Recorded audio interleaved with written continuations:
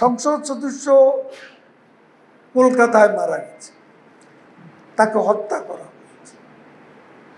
Investigation complete হওয়ার আগে আমরা তো বলতে পারছি। তবে আওয়ামী লীগের সে কি ছিল সেটা বড় কথা।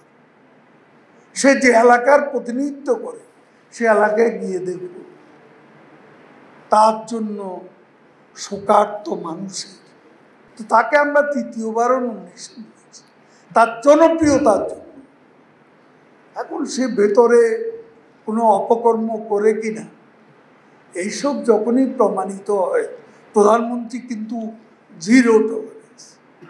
কোনো অন্যায়কারী অপরাধী দলের লোক হলেও তিনি ছাড় দেবেন, এটা হলো সত্য।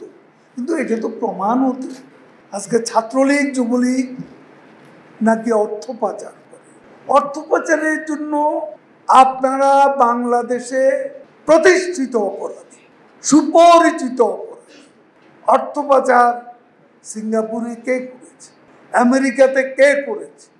সে পাচারকারী তারেক রহমান এবং কোকো, এই দুজনের যে পাচার করা অর্থ, সেটা তো একটা অংশ সিঙ্গাপুর থেকে উদ্ধার করা হয়েছে। এখন নিজেরা যে অপরাধে অপরাধী, সেই অপরাধের দায় ছাত্রলীগ যুবলীগের উপর অবলীলায় চাপাতে যাওয়া, এটা যে কত বড় মিথ্যাচার আর অপপ্রচার এরা করতে পারে।